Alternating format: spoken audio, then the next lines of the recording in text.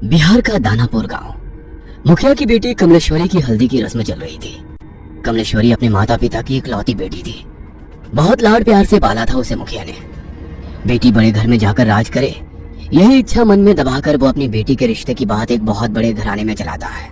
कमला की सुंदरता पर मोहित होकर किसी जमाने में जमींदार रहे अखिलेश बाबू अपने बेटे कुलदीप के लिए कमला को पसंद कर लेते हैं।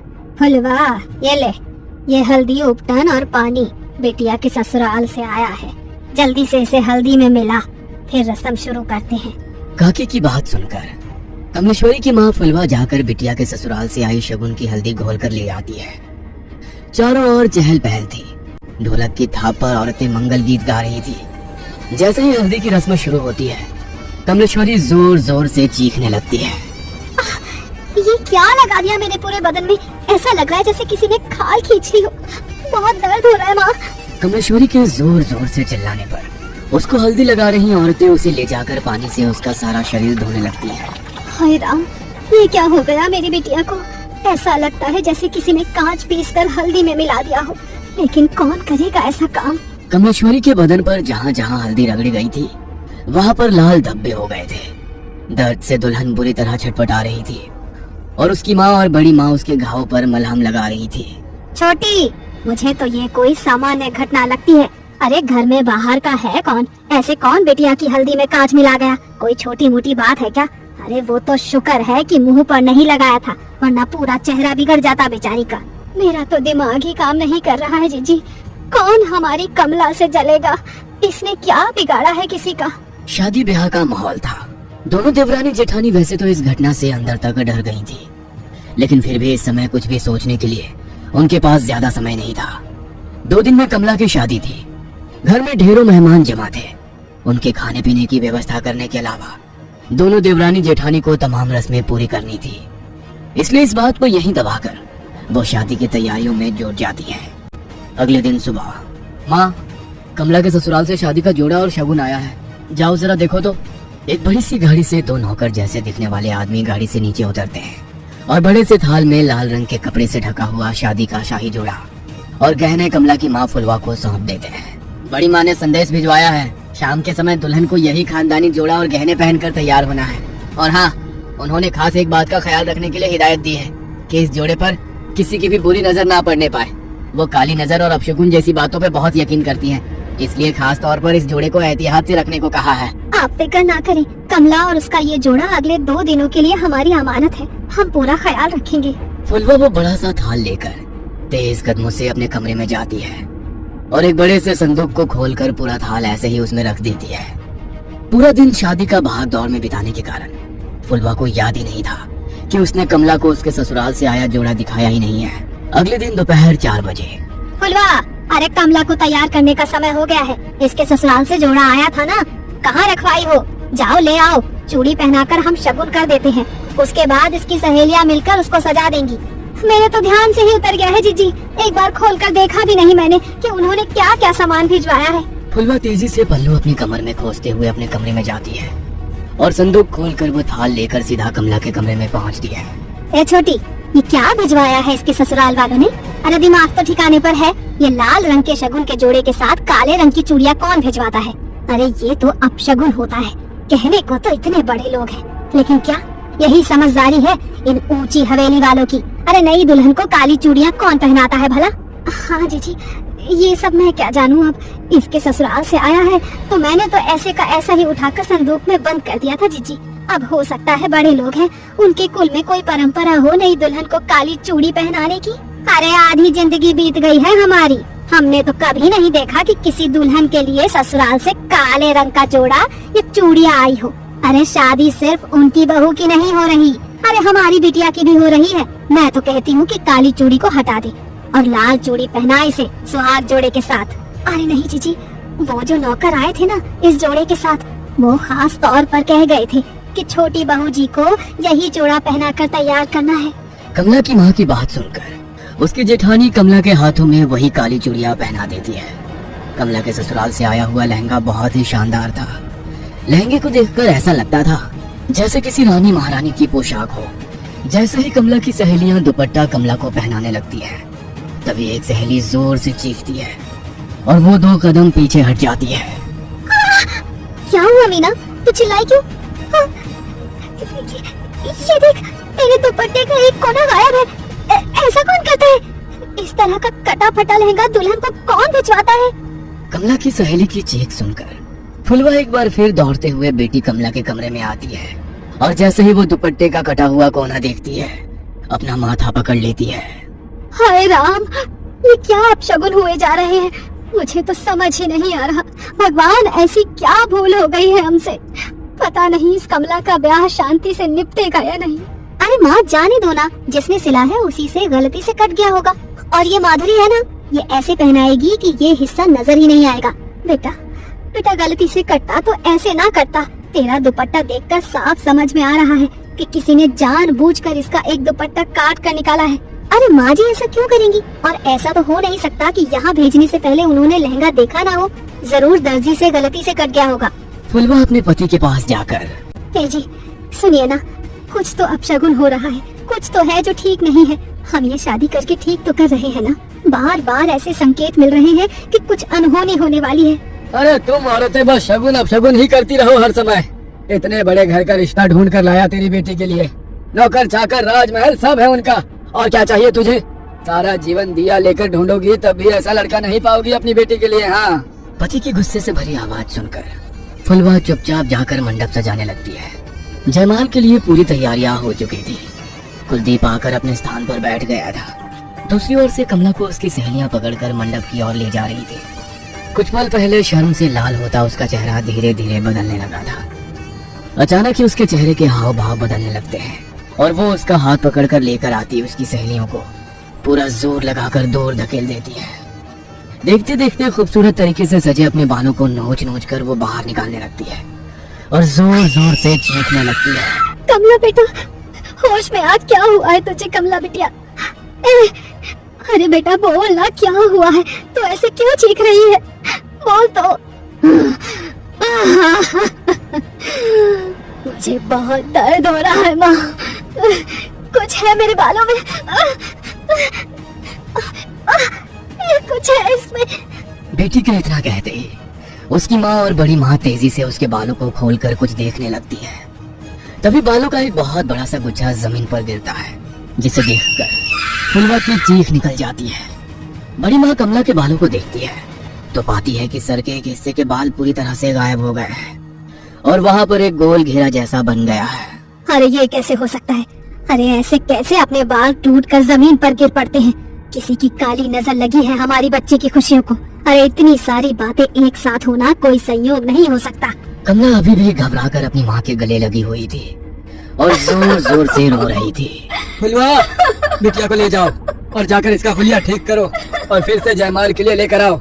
समय निकला जा रहा है, दामाद जी इंतजार कर रहे हैं। पता नहीं, लगता है आज का मुहूर्त ही गलत है। आप बिल्कुल भी फिक्र मत करिए बहन जी, कमला अब सिर्फ आपकी जिम्मेदारी नहीं है, वो हमारे घर की बहू भी है।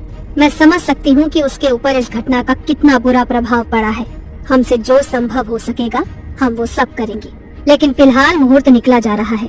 शुभ मुहूर्त पर शुभ काल कर लेते हैं। बाकी बिटिया की मानसिक स्थिति का हम हवेली में पूरा ख्याल रखेंगे और हाँ, बात को ऐसे ही जाने नहीं देंगे। आप बेफिक्र रहिए। अपनी सास शशि की बातें सुनकर कमला थोड़ी शांत हो गई थी। ब्याह का सारा उत्साह छू हो गया था और बुझ मन से ही कमला मुरझाए चेहरे और बिखरे बालों में ही कुलदीप के गले में माला डाल देती है। फेरों के बाद 1 मिनट ठहरे बहन जी, क्या काले रंग की चूड़ियां बेटी को पहनाने की आपके यहाँ कोई रस्म है क्या? अरे नहीं, उल्टा हमारे यहाँ तो बहुत अपशगुन मानते हैं, लेकिन आपने भिजवाई तो हमने मजबूरन पहना दी। हमें लगा नहीं पहनाएंगे तो शायद आपको बुरा लगेगा। क्या बात कर रही हैं आप? हम बहू के लिए काली चूड़ियां क्यों भिजवाने लगे भला? जरूर आपको कोई गलतफहमी हुई है। मतलब आपने कमला के लिए ये काली चूड़ियां नहीं भेजी थी? हरगिज नहीं, हमने तो लाल रंग का राजस्थानी चूड़ा भेजा था, खास तौर पर मंगवाया था बहू के लिए। सारी घटनाएं एक बहुत बड़ी अनहोनी की ओर इशारा कर रही थी। आपके घर पर ही लगता है किसी ने कोई काला जादू किया है, तभी तो आपके घर में रखे सामान पर ये सब हुआ। मुझे लगता है कि कमला की भलाई इसी में है कि वो जल्द से जल्द घर से दूर चली जाए। तुम ठहरो छोटी, मैं जरा पहले बिटिया की नजर उतार देती हूँ, उसके बाद कमला की विदाई करेंगे। बड़ी माँ दौड़ कर जाती है और कुछ सामान अपनी मुट्ठी में लेकर कमला के पास आ जाती है। मनी मन मंत्र बुदबुदाते हुए वो 5 बार कमला के ऊपर से मुट्ठी में लिया हुआ वो सामान उतारती है, और आखिरी बार जैसे ही वो कमला के सिर पर से नजर उतारने के बाद उसके माथे को छूती है, उसे एक जोरदार झटका लगता है और वो उछलकर दूर जा गिरती है। ये सब देखकर सभी लोग स्तब्ध थे, जुबान जैसे हलक में अटक गई थी। समझ ही नहीं आता कि आखिर हो क्या रहा है वहाँ। कमला बेटा, तुम ठीक तो हो ना? अच्छा हमें बताओ, अभी तुम कैसा महसूस कर रही हो? ठीक हूँ मैं माँ जी, चिंता मत करो, उनका पैर फिसल गया होगा इसीलिए गिर पड़ी। अपने मन में कोई वहम मत लाओ। शशि अपनी समधन फुलवा के पास आकर कहती है, अभी तो हम बहू को लेकर अपने घर जा रहे हैं। हमारे दरवाजे पर भी तमाम रिश्तेदार जमा हैं। इस समय तो चर्चा करना ठीक नहीं होगा, लेकिन बहू की मुंह दिखाई के बाद हम पता करते हैं कि आखिर बहू को समस्या क्या है। तब तक आप भी कोई जानने वाले आदमी को बुलाकर अपने घर का शुद्धिकरण करा लीजिए। जी बहन जी, ठीक कह रही हैं आप। वैसे हमारे बड़े बुजुर्ग कहते हैं कि शादी विवाह में अगर पूजा पाठ में कुछ गलती हो जाए ना, तो पितृ नाराज हो जाते हैं, और कई बार पितरों के नाराज होने पर भी कई तरह के अपशगुन हुआ करते हैं। हो सकता है जो कुछ हम सोच रहे हैं ऐसा ना हो, और ये सब पितरों का ही क्रोध हो। हम पितरों की शांति के लिए भी हवन करेंगे, आप लोग फिक्र मत करिए। दोनों समधन गले मिलकर एक दूसरे से विदा लेती हैं और बारात कमला को लेकर विदा हो जाती है। ससुराल आने के बाद बहू की गृह प्रवेश से लेकर मुंह दिखाई तक की सारी रस्में बहुत ही शांति से संपन्न हो जाती है, जिससे शशि और कुलदीप के मन को बड़ी तसल्ली मिली थी। उन्हें लग रहा था कि शायद जो भी बला थी वो बहू के मायके में ही पीछे छूट गई और ये सब शांत हो गया हो।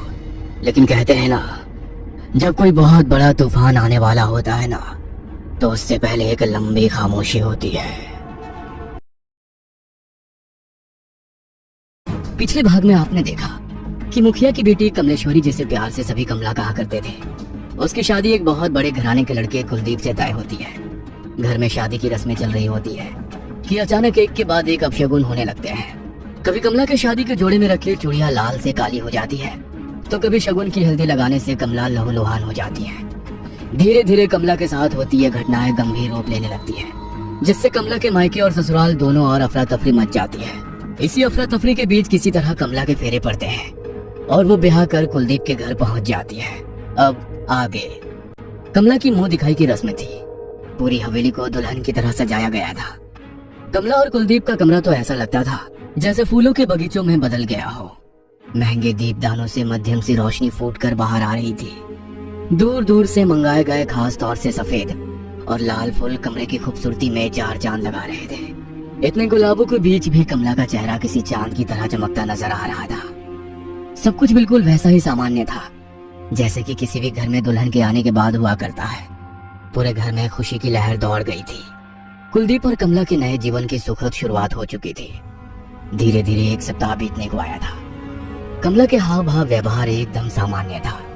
शशि और कुलदीप शादी के दौरान हुई घटनाओं को एक बुरा सपना समझकर भूलने ही लगे थे कि एक दिन रात के तकरीबन 2 बजे का समय था। कुलदीप की आंखें खुली तो उसे एहसास हुआ कमला अपने बिस्तर पर नहीं है। कुलदीप बिस्तर पर लेटे लेटे कुछ मिनट तक कमला के आने का इंतजार करता है, लेकिन कमला की कोई आहट उसे सुनाई नहीं देती। चिंता की लकीरें अब कुलदीप के माथे पर दिखाई देने लगी थी। कुलदीप अपने बिस्तर से उतरकर पहले बाथरूम का दरवाजा खोलकर देखता है। बाथरूम बिल्कुल खाली पड़ा हुआ था। अब तो कुलदीप को और भी घबराहट होने लगी। कमरे का दरवाजा भी अंदर से बंद था। इसका मतलब कमला कमरे से बाहर नहीं गई थी। बहुत ध्यान से सुनने पर कुलदीप को एक अजीब सी धीमी धीमी गुनगुनाहट सुनाई पड़ने लगती है। कुलदीप धीमे कदमों से उस आवाज की ओर बढ़ता है और धड़ाम से कमरे से बालकनी तक जाने वाला दरवाजा खोल देता है। बाहर का नजारा देखकर कुलदीप का कलेजा उछलकर उसके मुंह को आ गया था। बालकनी में कमला एक डरावनी सी आवाज में सुबह रही थी। उसके लंबे घने बालों से उसका चेहरा पूरी तरह ढका हुआ था और एक एक करके अपने बाल तोड़ तोड़ कर वो जमीन पर फेंक रही थी। उसके सर का वो हिस्सा जहाँ से बाल टूट कर गिर पड़े थे, अब वो और भी बड़ा दिखाई देने लगा था। कमला, ये क्या कर रही हो? रो क्यों रही हो? क्या हुआ है तुम्हें? कमला। कुलदीप के झिंझोड़ने के कारण कमला एक पल को बिल्कुल शांत हो जाती है, लेकिन अगले ही पल वो अपना सर पकड़कर जोर जोर से रोने लगती है। कुलदीप को कुछ सूझ नहीं रहा था कि वो करे तो क्या करे। वो दौड़ता हुआ जाता है और अपनी माँ को लेकर ऊपर आ जाता है। हे भगवान, ये क्या हो गया इसको? ये क्या किया इसने? चलो कमला बेटा, अंदर चलो। शशि जैसे ही उसके सर के नजदीक जाती है, कमला का सर देखकर उसकी चीख निकल जाती है। कमला के नोचे हुए बालों के स्थान पर सर से खून रिस रहा था और वो जगह जहाँ पर शादी के दिन बाल झड़ गए थे वहाँ पर कीड़े रेंग रहे थे। कुलदीप, ये क्या हो रहा है बेटा इसे? मेरा तो दिमाग ही काम नहीं कर रहा। अरे कल तक तो एकदम भली चंगी थी, अब अचानक ये क्या हालत हो गई है इसकी? पता नहीं माँ, जब सोई तब तो एकदम ठीक थी, पता नहीं कब रात में उठकर यहाँ बैठ गई और तब से ही अपने बाल नोच नोच कर फेंक रही है। ऐसा करते हैं इसे किसी डॉक्टर को दिखा लेते हैं, मुझे इसकी मानसिक हालत ठीक नहीं लग रही है। बेटा, मानसिक रोगी के सर में ऐसे रातों रात कीड़े नहीं पड़ जाते हैं। ये सब मुझे तो कुछ और ही लग रहा है। कमला अपना सर पकड़ के जोर जोर से चीख चीख कर रो रही थी, जिसे देखकर शशि और कुलदीप के हाथ पैर ढीले पड़ रहे थे। बहुत दर्द हो रहा है, कोई बचाओ मुझे। इसे बहुत तकलीफ हो रही है माँ, आप डॉक्टर को बुलाइए ना, कहीं इसे कुछ हो ना जाए। बेटा, इतनी रात गए कौन मिलेगा? रात के 2 बज रहे हैं। वैसे भी हमारी हवेली से शहर की तरफ जाने में बीच में जंगल पड़ता है। इस समय कहाँ जंगलों में भटकेंगे हम लोग। हम कल उसे लेकर चलते हैं। अभी तू कोशिश कर कि किसी तरह ये सो जाए बस। कमला उठकर फिर से कहीं चली ना जाए, इसलिए कुलदीप उसके पैरों के पास बैठा बस एकटक उसे ही निहार रहा था। कमला की आंखें नींद से बोझिल हो रही थी। कुछ ही देर में कमला गहरी नींद में चली जाती है। कमला के सोने के बाद कुलदीप की भी आंख लग जाती है। कुछ ही देर के बाद अचानक ही कुलदीप की आंख खुलती है तो वो देखता है कमला छत पर लगे पंखे पर बैठी हुई है। कमला, वहाँ क्या कर रही हो तुम? वहाँ चढ़ी कैसे तुम? कमला कुलदीप की बात सुनकर एक नजर उसकी ओर देखती है और फिर भयानक तरीके से कमरे की दीवार पर चलने लगती है। नीचे उतरकर वो कुलदीप की ओर देखकर एक अमानवीय हंसी हंसती है और जोरदार आवाज में चीखने लगती है।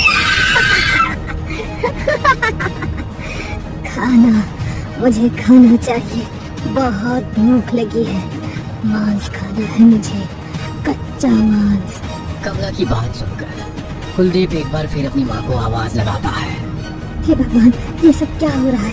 कुलदीप बेटा, जाओ, जो ये मांग रही है इसके लिए लेकर आओ। माँ की बात सुनकर कुलदीप दौड़ते हुए नीचे जाता है और नौकर से कहकर कच्चा मांस और मोटी रस्सी लेकर वापस कमरे में लौट आता है। ये लो कमला, मांस खाओ। थाली में रखे हुए मांस को देखकर कमला उसकी सुगंध लेते हुए जानवरों की तरह लपक कर थाली की ओर आती है और एक रहस्यमय सी मुस्कान बिखेर कर दोनों हाथों से उठाकर मांस खाने लगती है। कमला को मांस खाता देखकर मौका पाकर कुलदीप पीछे से उसे रस्सी से जकड़ लेता है। माँ, जल्दी बांधो इसे, ये कुछ भी कर सकती है, सिर्फ हमें इससे खतरा नहीं है, ये खुद को भी नुकसान पहुंचा सकती है। ये हमारी कमला नहीं है, कुछ बहुत गलत हो रहा है इसके साथ। कुलदीप और उसकी माँ शशि कमला को रस्सी से बांधकर लाकर पलंग पर लिटा देते हैं। अब जब तक हमारे घर का शुद्धिकरण नहीं हो जाता तब तक इसे यहीं बंधा रहने दो। सुबह 5 बजे ही शशि ने 2 नौकरों को बड़े पंडित को लाने के लिए भेज दिया था। देखिए पंडित जी, हमें नहीं पता हमारे घर पर ये कौन सी मुसीबत आई है। हम बस इतना जानते हैं कि अपने जीते जी अपने बेटे बहू का जीवन खराब नहीं होने देंगे हम। आप इस घर से नकारात्मक ऊर्जा दूर करने के लिए हवन कराइए, जो भी सामग्री लगेगी हम व्यवस्था कराएंगे। शशि की बात सुनकर पंडित जी नीचे हॉल में आकर ग्रह शांति पूजा शुरू कर देते हैं। पूजा शुरू होने के कुछ ही मिनट के अंदर कमला के कमरे से भयानक सी आवाज सुनाई देने लगती है। वो आवाज इतनी भयानक थी कि किसी की भी कमला के कमरे तक जाने की भी हिम्मत नहीं हो रही थी। मैम साहब, छोटी बहू जी ठीक तो है? कहीं उन्हें कुछ तकलीफ तो नहीं हो रही? एक बार दरवाजा खोलकर देखिए ना। नहीं, कोई भी ऊपर नहीं जाएगा, वो चाहे जितना भी चिल्लाए। हमारी मर्जी के बिना उसका दरवाजा खुलना नहीं चाहिए। कुछ देर चीखने के बाद अचानक कमला के कमरे से आ रही आवाज बंद हो जाती है। कुछ ही पल बीते होंगे कि हवेली के बाहर पहरा दे रहा एक आदमी दौड़ते हुए हवेली के अंदर आ जाता है। मैम साहब, वो बहू जी। क्या हुआ बहू जी को? कुछ बात है क्या? वो बहू जी, वो बाहर दीवार पर चल रही है और दीवार से होते हुए वो नीचे उतर रही है। कैसी बेतुकी बातें कर रहे हो? उसे तो उसके कमरे में बांधा हुआ है, वो अपने कमरे से बाहर नहीं आ सकती। उसके कमरे में मैंने खुद अपने हाथों से ताला लगाया है। नौकर की बात सुनकर शशि दौड़ते हुए हॉल से बाहर जाती है और देखती है कि कमला दीवार से होते हुए नीचे उतर रही है। कमला की ऐसी हालत देखकर सबकी चीखें निकल जाती है। देखिए बहन जी, हम जितना समझ रहे थे ना, ये समस्या उससे कई गुना ज्यादा बड़ी है। मेरे ग्रह शांति हवन से कुछ नहीं होने वाला है। हाँ, मेरे मंत्रों की गूंज से ये थोड़ी विचलित जरूर हुई है, लेकिन उससे आपकी बहू की हालत में कोई सुधार नहीं आएगा। आपके लिए सुनने में थोड़ा मुश्किल होगा, लेकिन ये आपकी बहू कमला नहीं है, कोई भी इंसान ऐसी हरकतें नहीं कर सकता। कोई और शक्ति है इसके अंदर। दीवार से उतरने के बाद कमला दौड़ते हुए हॉल में पहुंचती है और हवन कुंड को उठाकर हवा में उछाल देती है। उसके मुंह से बेतहाशा लार गिर रही थी। आंखें पलटी हुई और बाल बुरी तरह से बिखरे हुए थे। उसे बांधने में इस्तेमाल हुई रस्सी अभी भी उसके हाथों से निकल रही थी और कलाई से खून रिस रहा था। उसका मुंह इतना डरावना लग रहा था कि कोई भी उसे देखकर चक्कर खा जाए। तूने बुलाया था इस पंडित को? हाँ? देखो कमला बेटा, शांत हो जा। हम तुम्हारा बुरा नहीं चाहते। हम तो बस ये चाहते हैं कि तुम हमारे बेटे की पत्नी बनकर इस घर में आई हो। हमारे घर की लक्ष्मी हो बेटा तुम खुशी खुशी घर में रहो। इससे ज्यादा हमें और कुछ नहीं चाहिए। चुप कर बुढ़िया, चला जा पंडित, जा। कमला की भयानक आवाज सुनकर पंडित राम राम करता वहाँ से भाग खड़ा होता है। तभी कमला का शरीर ढीला पड़ने लगता है और वो जमीन में गिरकर बेहोश हो जाती है। माँ, क्या हो रहा है ये सब? मुझे तो बहुत डर लग रहा है। अगर ऐसा ही चलता रहा तो पता नहीं आगे क्या कुछ देखने को मिलेगा। घबराओ मत बेटा, अगर दुनिया में शैतान है तो भगवान भी है। मैं कल ही शमशान वाले बाबा को खबर कराती हूँ। अब वही हमारी समस्या का समाधान करेंगे। शशि, तुम कुलदीप के साथ घर पर ही रुको। मैं जाता हूँ और जाकर बाबा को सारी बात बताकर यहाँ लाने की कोशिश करता हूँ। अखिलेश जब शमशान घाट पहुँचा तो दोपहर के तकरीबन 2 बजे होंगे। बाबा अपनी कुटिया में नहीं थे। उसने देखा बाहर खुले जगह में अग्नि जल रही थी और बाबा आंखें बंद किए उसके सामने बैठे थे। इतनी गर्मी में जब धूप में खड़ा रह पाना भी संभव नहीं था, बाबा वहाँ अग्नि के सामने बैठे जाने कब से अपनी साधना में लीन थे।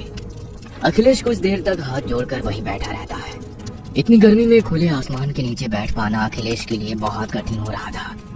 तकरीबन आधे घंटे के बाद बाबा अपनी आंखें खोलते हैं तो देखते हैं कि सामने बड़ी कोठी वाले अखिलेश बाबू हाथ जोड़े उनके सामने बैठे हुए हैं। क्या समस्या है बच्चा, जो तुम इतनी भयानक गर्मी में यहाँ मेरी आंखें खुलने के इंतजार में बैठे हुए थे? समझ नहीं आता बाबा, कहाँ से शुरू करूं। मेरा एक ही बेटा है जिसका नाम कुलदीप है।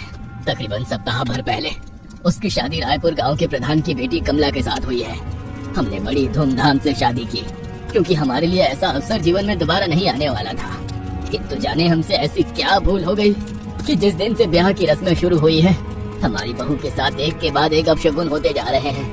पहले तो हमें लगा कि शायद शादी के बाद हम ग्रह शांति हवन करेंगे तो उससे सब कुछ ठीक हो जाएगा, लेकिन हम गलत थे। शादी के बाद तो मेरी बहू कमला की हालत और भी खराब हो गई। ऐसा लग रहा है जैसे वो अपने आप में ही नहीं है, किसी ने उसके पूरे शरीर पर कब्जा कर लिया हो। अखिलेश अभी तक हुई सारी घटनाएं बाबा को सुनाता है। तुम्हारी बहू जरूर किसी प्रेत के वश में है, लेकिन मैं अभी तुम्हारी कोई मदद नहीं कर पाऊंगा। उसके लिए पहले मुझे तुम्हारे घर आना होगा। अभी मैं एक साधना कर रहा हूँ। अगले 24 घंटे तक मैं अपना साधना छोड़कर हिल भी नहीं सकता। हाँ, इतना वादा करता हूँ कि मेरी साधना खत्म होने के बाद मैं तुम्हारी समस्या को हल करने का प्रयास जरूर करूंगा। अभी तो मैं तुम्हारे साथ नहीं आ सकता, हाँ, लेकिन तुम्हारी इतनी मदद जरूर कर सकता हूँ। ये लो, ये अभिमंत्रित जल है। किसी भी दुष्ट आत्मा या शैतानी शक्ति के ऊपर इसकी एक बूंद भी पड़े तो वो तुम्हें नुकसान नहीं पहुँचा पाएगी। इसे अपने पास रखो। जब तक मैं तुम्हारे घर आकर सारी स्थिति को भाप नहीं लेता, तब तक ये जल ही तुम्हारी रक्षा करेगा। जाओ, कल्याण हो। अखिलेश बाबा का दिया हुआ जल लेकर वापस अपने घर की ओर लौट जाता है।